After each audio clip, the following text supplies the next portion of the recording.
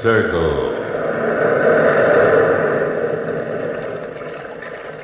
In this cave by the restless sea, we are met to call from out the past stories strange and weird. Bellkeeper, toll the bell, so all may know we are gathered again in the Weird Circle.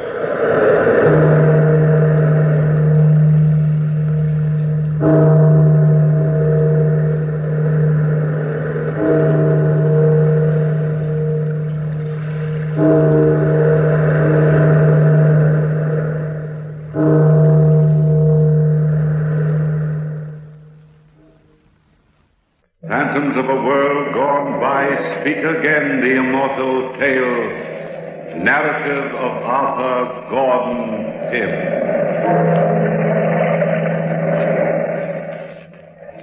I was down on the waterfront looking for the old whaling vessel Grampus.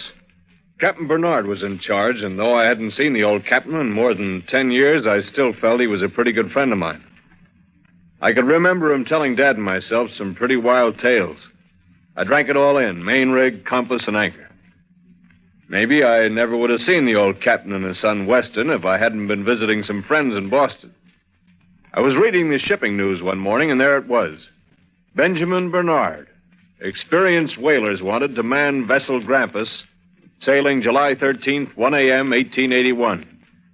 Well, I packed my digs, slung them over my shoulder, took a lungful of salt air, and, well, 6 hours before sailing time, I was looking for the ship. It was dark as I walked down the waterfront, and I stopped the stranger. Yeah, Bud? What do you want? I'm looking for a whaler known as the Grampus, and I think I'm lost. There it is, right in front of you. What's the matter? Can't you read? Yeah, it seems that way. Thanks, fella. Do you happen to know if Captain Bernard's on board? Yeah, he's there. You shipping out on her? I'm looking for a job.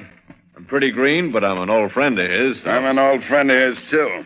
I was out on his last voyage. I wouldn't ship out again under that yellow curve. I was to starve first. When Dirk Peters says, don't go, don't go. What's the matter? Is the ship haunted or something? Nothing's the matter with the ship. The captain's nuts. Are you sure you're talking about the same man I am? There's only one Captain Bernard, and that's him.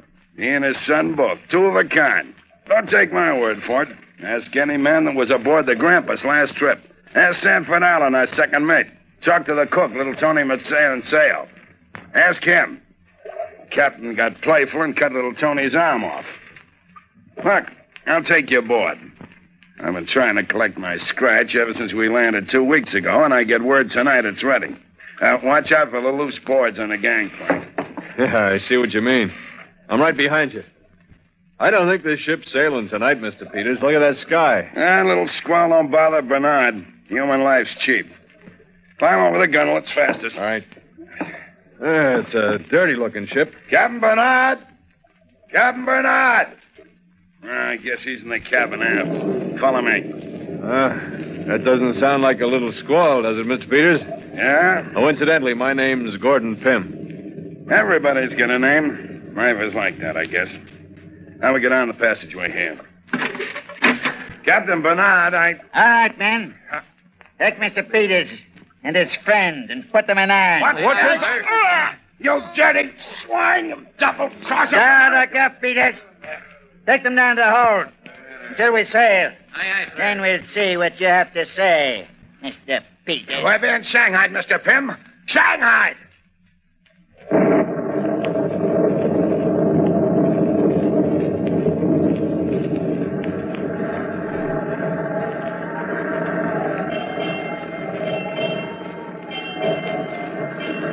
Four in the morning. Been aboard 3 hours, Mr. Pym. Your friend, the captain, ought to come below any minute with a pep talk, now that we're too far at sea to swim back. Wait a minute. Allen. Sanford Allen. Is that you in the corner? Yeah. Kind of cozy, ain't it? All of us together here like this, huh? What'd they do, slug you too? Yeah, with the old payroll gag. Come up and get your pay. And they slug you. Guess who else is here? Tony? Yeah. Tony, how's it going, Tony? I stick at the knife in his belly someday. That's what the Tony Manceo do someday. Stick to the knife. Yeah, you better not stick in a knife or you get swinging the head on the gallows. They call that mutiny, Tony. Oh, meet Mr. Allen and Tony. This is Pym, Gordon Pym. Hiya, Pym. Hello. How long are we out for, do you know, Allen? Sure. 6 months. You listen to Tony, Peters. Listen to Tony. We stick together this time, you know? He cut off my arm. Someday I cut off his head. Ah, shut up. It's a lot of gab. That's life, I guess. The captain says for you to go on deck. Well, if it ain't the kid. What you doing aboard ship, Weston? Playing sailor? Mr. Peters, I didn't know that... I'm sorry that... Sorry. He's sorry. You didn't know that we was going to get shanghaied when you come down and tell us the payroll's made out? You lying, sniveling yellow pig. Well, honestly, Forget it. You're in the same boat. Oh, here's a friend of yours, Weston. At least, that's what he says. Friend of mine? I have no friends. No friends at all. Watch out, Mr. Manceo. Don't touch me. Tony, no touch you. I don't want to get my hands dirty. We don't want no dirt in our food, huh, Tony? I can't help what Father does. I never wanted to be a sailor anyway. You know that, Mr. Peters. You know that. I hate the sea. Hate the doggone thing. I'll leave the kid alone. Come on, Allen, before the captain begins to howl like a bull. Hello, Weston. You don't remember me, do you? No, I don't. The name's Gordon Pym. I used to live next door to you in Nantucket 10 years ago. You remember? Gordon. How did you get here? I came aboard looking for a job, and I got one, but not the kind I'm looking for. Well, I hadn't any idea, Gordon. Gordon, wait till you see Father. Wait. He's so changed. All of us are so changed. You'll see.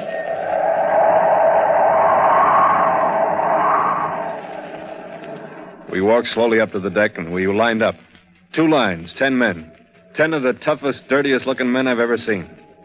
Captain Bernard kept moving his hand back and forth, sort of a nervous habit, and then started to stand muster. He didn't recognize me, and I didn't mention our old friendship. As the days went by, he seemed to take a kind of joy in making a fool out of me. But then he didn't treat his own son any better. As for Peters, he hated him and wanted to get something on him. But Peters was smart and stayed out of trouble. He was the only man who wasn't flogged during those first 40 days at sea. One night, we called the 10-man crew to a secret meeting and advised them never to try and talk to the captain. Well, a storm was brewing on the 42nd day of the journey, and I was called into the captain's cabin. I opened the door. You called for me, Captain? Yes, Mr. Pym. I called for you. Shut the door behind you. Instead of standing there like an idiot. My son tells me that you're giving out free advice these days. Gordon, I didn't. I swear. Shut up, you sniveling swine. Calling you my son makes me ill. Father. Now, Mr. Pym, I heard you've been advising the men to obey me blindly because you think I've an idiot mind. Captain Bernard, I said nothing of the kind. Don't lie to me, Mr. Pym. I've known you for many years. Oh, so you do remember. I couldn't very well forget, could I? Despite my idiot mind. I tried to treat you as I've treated the other men. You've taken advantage of me. Whispering behind my back. Trying to turn my son against me. Plotting with Mr. Peters. I'd have none of this on board my ship. Gordon, he's making it up. I never said it. Are I you never said calling me a liar, Weston? No. You see, Mr. Pym? My son denies it now. But I checked his story through our cook. Why don't you admit it, Mr. Pym? I thought I was helping. That's what I told him, Gordon. Shut up. Helping me. Since when have I asked for your help? Answer me, Mr. Pym.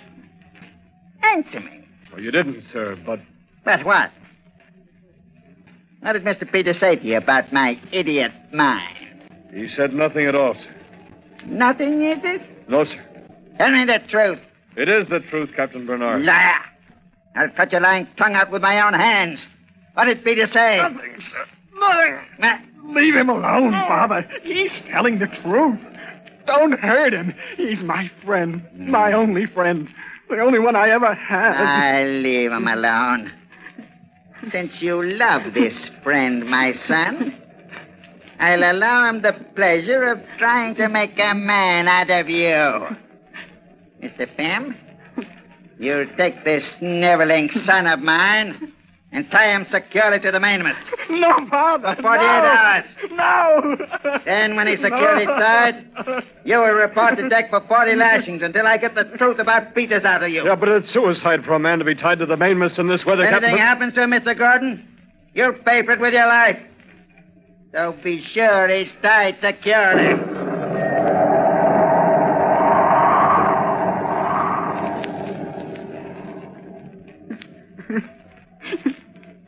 Those were the captain's orders, and we obeyed him.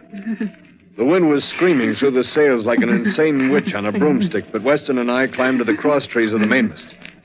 It was a tough climb, and I think he knew then it was the end for him, but he was afraid to disobey. When we reached the cross trees, I lashed Weston's arms and legs firmly, hoping he could survive the storm. By the time he was made fast, I patted his hair and tried to soothe that poor lost boy.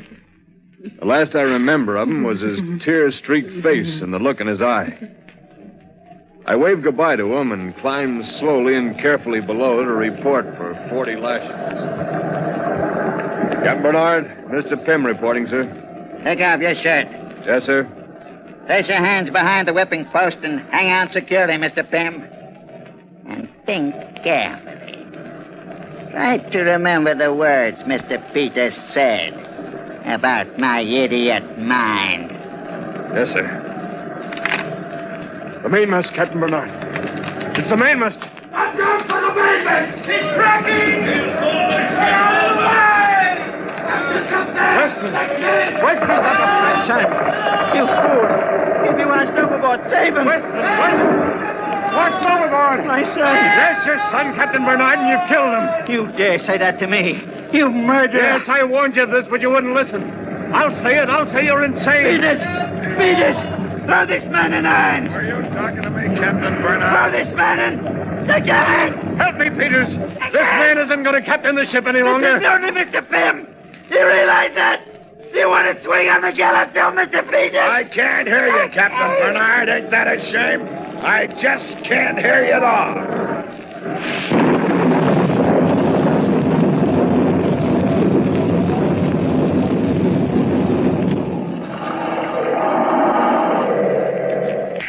Swing with it! Ah, shut up. Here. I'll tie this gag around your mouth. That'll keep you quiet. Crew's coming topside. Storm's let up for a little while, and the course is set. Do they know, Gordon? I thought we'd tell them when they got here. We gotta work fast. This calm ain't gonna last, and we won't be able to steer no course at all with the mainmast gone. What's this special meeting about? Look, Alan. Look at the captain. Peter. Look at him. Did you? Yes, Mr. Allen, it's a mutiny. Are you with me? I cut his head off, no? Shut up, Tony. I ain't getting mixed up in no mutiny. Is this your idea, Gordon? Yeah, that's my idea, all of it. If any man swings around here, it'll be me, so listen to me. You should have asked us, Gordon. We don't like getting dragged into something like this. Now listen to me, man. Nobody will swing for this if you use your heads. Nobody has to know this is mutiny. So he's right. We'll kill the captain. Turn him on sail, cut his head off. And then we say he chooses to die, no? No, Tony. We can make this look like a shipwreck. The captain gets put in a lifeboat and set adrift. No, Tony, cut his head off. Shut up, Tony. Go on, Gordon. And we all know the captain's nuts. In 2 or 3 days alone on the ocean, he'll be a babbling idiot. Idiots don't talk sense even if they're found. And even if he is found, he'll look like a shipwreck victim. What about the boat? We're going to scuttle her. Get off in lifeboats when we're near land. Within 2 days, we'll be 10 miles off Cape True. We can row to safety, and it'll be up to you men to keep quiet. Now, are you with me, men? We're with you. We're with you. All right, let's go. And work fast, you monkeys, because we're in for a whale of a blow tonight.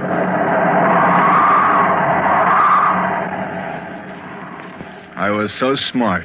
Smarter than anybody. You could see it then. I had the whole thing planned perfectly from beginning to end. We lowered the captain in a lifeboat, gave him some biscuits, a compass, and a jug of water. But I didn't figure on the storm that was to come. But the storm broke soon after in all its mad, screaming fury. We couldn't control the Grampus. She was like a wounded animal, and I thought for a minute she'd sink by herself that night. There were 8 men left then, being the kid and the captain was gone. We had to lash ourselves to the deck to keep from being swept overboard. But during the night, 4 of the men were lost. It seemed to me that the ocean was fighting back the mutiny. Water poured into the ship. The entire belly of the ship was waterlogged, and only the top deck was riding above the ocean. There were 3 lifeboats on the Grampus before the storm, but we lost them during the night. And then, toward morning, Alan screamed out, "You blasted fool, Gordon! We can't scuttle this ship even if we want to now." "What do you mean we can't scuttle it?" It didn't sink, did it, Mr. Peters? Ah, shut The up. hold of this boat is filled with empty oil casks, isn't it, Mr. Peters? Yes, Alan. I forgot about that. Well, what's the difference? Difference? You landlubber. Them empty oil casks is full of air. They'll act like a balloon and keep this rotten whaler from sinking. Is that true, Mr. Peters? Yeah, it's true. Oh, we can set the ship on fire. What good'll that do? We're burned alive. Tollyman say no set the ship on fire. There's no lifeboat. Yes, Trap. Ah, shut up, Wally, and let me think. Just gonna have to set tight and wait. Wait for what, Peters? Wait and pray we get saved. Maybe a ship will pass by. You'll hang, Peters, if we're saved. You and Gordon will hang. I had nothing to do with the mutiny. Me and Tony's free and clear. Ain't we, Tony? Yeah, nothing to do with the non-mutiny. Just wait. Wait. Wait and pray.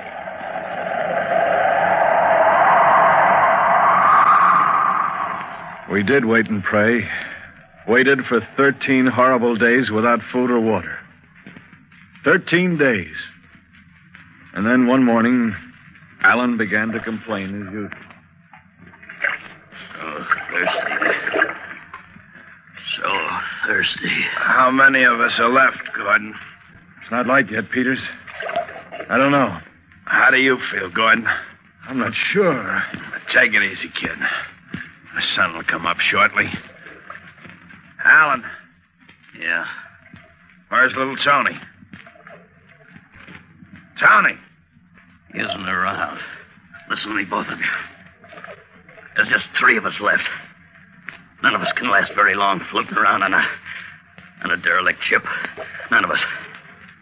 But there's a chance. There's always a chance we can be saved. If we can last. What are you getting at, Alan? One of us will have to die so the others can live. One of us must. No, Alan, if we all die here first. Maybe you won't, but I will. You're the ringleader, Gordon. You started this thing. You'd hang if we got to land, so would you, Peters. But I'd be free. I got a knife. Put that knife down. Alan's right, Gordon. If any of us is going to live, one of us has got to die. Oh, Peters, no. It's better to die Shut than... up, Gordon. I know what I'm saying. Alan's right. It's 2 against 1. Yeah, 2 against 1. We're going to choose for the privilege. There are 3 pieces of wood. Take them, Gordon. Hold them in your hand. The man who gets the shortest stick is the victim. Is that level with you, Alan? Sure. All right. Put your knife right here in the middle. Okay. There it is. Okay. Choose, Alan. This one. It's short. It's my turn now. There. Yours is the long one. Whose is the shortest, mine or Gordon's? Let's see. Gordon? Yeah. It's you, Alan. No, I won't.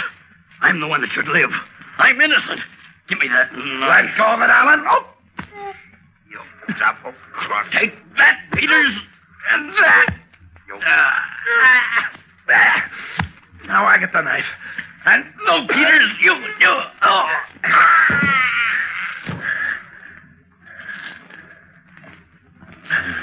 dead, Peters. Yeah. Peters. What's the matter with you? You all right? I'll be all right. I'll always double-cross him. Alan wounded you badly, Peters. I'll get some salt water and wash the blood off you. That'll keep the wound clean. It's too deep, good.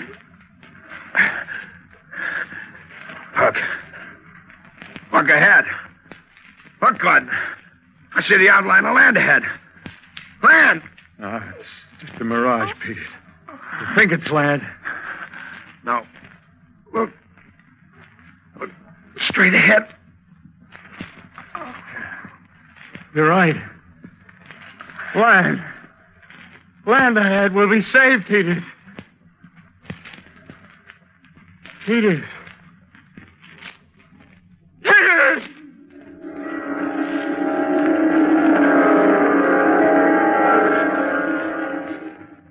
But Peters was dead. Peters and Alan lay side by side. I climbed over the gunwale of that ship and started for land. I don't know how I ever made it. I couldn't swim 4 miles in good condition, yet I swam 4 miles after 13 days of no food or water. I climbed out of the water, wet and tired, and fell exhausted on the beach. I don't remember what happened after that. I was in a native village of some sort, I knew, and some native women had taken me in and cared for me until I was well. They thought I'd been shipwrecked. They would have kept on thinking it, too, if it hadn't been for the first day I was well enough to walk around. I stopped in at the settlement's only inn to figure things out, and as I opened the door... What do you mean there's a derelict ship out there, huh? I mean what I say. All the Grampus. This old loon keeps saying he was once the captain of that ship. Oh, loon. I'm crazy, huh? You men think I'm crazy. But I'll prove I'm sane. There was no shipwreck. It was mutiny. Mutiny. And my son was killed. He did it. Yes, he did it. Mutiny. And he did it. There he is. Right there. Standing at the door. Look at him. Don't let him get away. Don't let him get away. Hey, mister. You mustn't get away. Mister, come over here. Talking to me? Yeah. Come on over here to this table, stranger. This old loon claims he knows you. Yes, I know you. Don't I? Well, answer me. You were hired on board the Grampus and led a mutiny against me in your swing for it. I was picked up 3 days after you put me in that rowboat. I've stayed alive for one reason and one reason only. To watch your body swing from the gallows. Tell these men the truth. Speak up, man. Speak up. Are you a Gordon Pym? I demand an answer. Are you a Gordon Pym? Well, mister, are you? It's your word against his. Tell the truth. Are you a Gordon Pym? Frankly, I don't know who I am. I guess I'm just something washed up out of the sea. Yeah, I'm just somebody washed up out of the sea.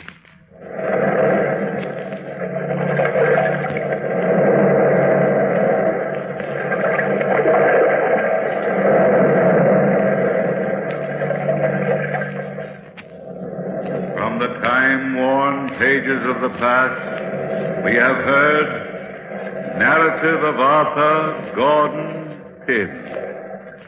Bellkeeper, toll the bell.